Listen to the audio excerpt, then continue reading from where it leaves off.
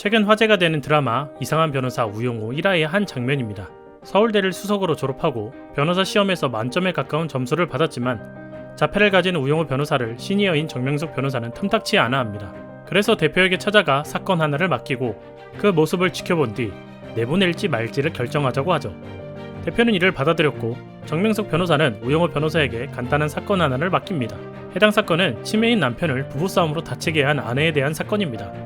아내인 할머니는 살인미수 혐의를 받았지만 검찰은 이 사건을 불구속 수사로 진행합니다. 이렇게 되면 관례상 이 사건은 집행유예가 나오게 됩니다.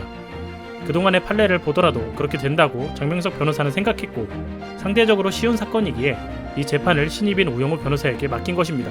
하지만 우용우 변호사는 이를 그동안의 관례의 테두리 안에서만 생각하지 않고 다른 시각으로 보았습니다.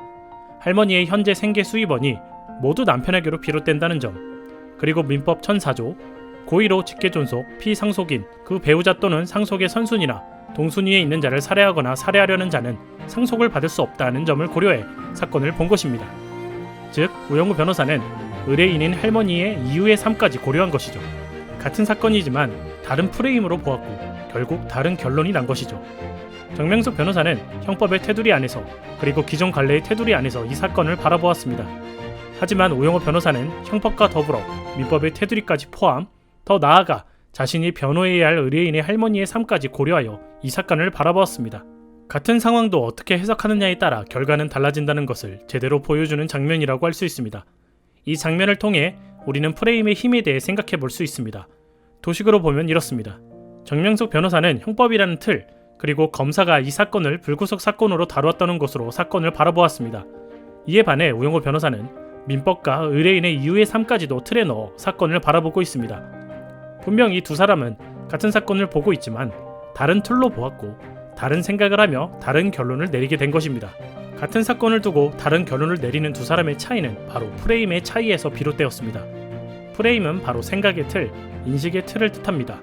이 프레임은 우리가 세상을 이해하고 행동하는 방식을 결정합니다. 그리고 사람은 이런 프레임을 각자 선택할 수 있습니다. 그렇게 어떤 사건에 대해서 올바른 프레임을 올바른 방법으로 적용할 때 우리의 삶의 가능성이 확장되고 선택의 갈림길에서 더 나은 선택을 할 수 있습니다. 우용우 변호사가 맨 처음 맡았던 사건처럼 말이죠. 프레임에 따라 세상을 바라보는 시점은 명확하게 구분됩니다. 팬데믹이 진행되는 동안 마스크를 쓰는 문제도 프레임에 따라 의견이 갈렸습니다. 공공보건 의료의 측면의 프레임을 사용하는 사람은 당연히 마스크를 써야 한다고 말합니다. 하지만 개인의 자유의 중요성을 프레임으로 사용하는 사람은 마스크를 쓰는 것은 자유에 맡겨야 한다고 말하죠. 프레임은 어려운 것이 아닙니다. 누구나 프레임을 사용하며 다양한 사건과 현상에 대해 프레임을 적용하여 바라보고 판단합니다. 그렇다면 우리 인간들은 프레임을 왜 사용하는 것일까요? 그것은 프레임이 현실을 단순화하기 때문입니다. 인간의 마음은 프레임을 사용하여 가장 중요한 측면을 파악하고 다른 부분은 필터로 걸러버립니다. 그렇게 하지 않으면 삶의 복합적이고 복잡한 모든 측면을 이해할 수 없을 것이기 때문입니다. 쉽게 말해 뇌의 가부화를 막아주는 역할을 프레임이 한다고 할 수 있습니다. 프레임이 잘 작동하면 그 프레임은 우리가 본질적인 부분을 제외한 나머지에 신경을 쓰지 않게 해줍니다. 그로 인해 프레임은 선택지 탐색을 쉽고 빠르게 이루어지게 해줍니다. 세상을 어떻게 그려야 하는지, 그리고 그 안에서 어떻게 행동할 수 있는지를 간결하게 만들고 확고히 해주며 확대해줍니다. 또 나아가 프레임은 하나의 경험을 학습하고 일반적인 규칙을 찾아내서 다른 상황을 적용할 수 있게 해줍니다. 쉽게 말해 프레임은 관찰하지 않은 것, 심지어는 관찰할 수 없는 것에 대해서도 어느 정도는 알 수 있게 해줍니다. 프레임은 우리 인간에게 만약에 그렇다면 이라는 질문을 던져서 여러 가지 결정이 어떤 결과를 낳을지 예측할 수 있게 해줍니다. 더 쉽게 말하자면 프레임을 통해 우리는 미래를 예측할 수 있습니다. 나아가 미래를 예측한 결과를 두고 현재의 선택, 행동의 방향을 정할 수 있습니다. 프레임의 이러한 점들 때문에 우리는 어떤 문제가 있을 때 혹은 문제가 예견될 때 프레임을 이용해 해결책을 낼 수 있습니다. 또한 현재의 문제가 해결되지 않을 때는 프레임을 통해 문제 해결에 접근할 수 있는 것입니다.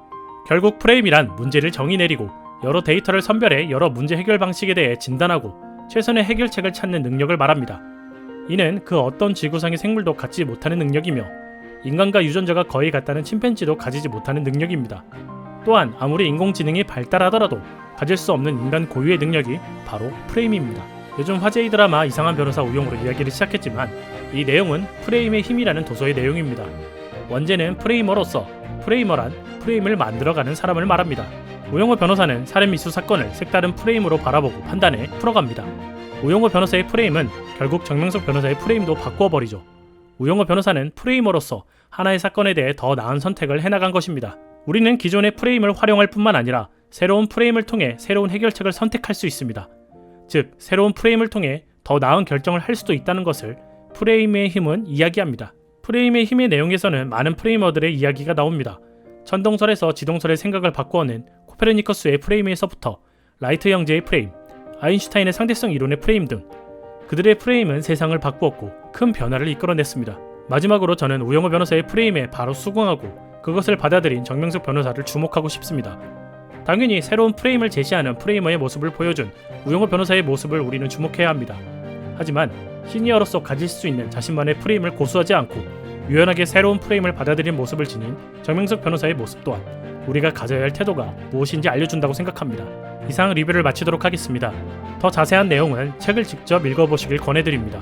재밌게 내용을 보셨다면 좋아요와 구독을 부탁드리겠습니다. 저에게 큰 힘이 되며 주신 힘으로 더 좋은 영상 만들어 오도록 하겠습니다. 저는 책을 리뷰하는 남자 책리남이었습니다. 감사합니다.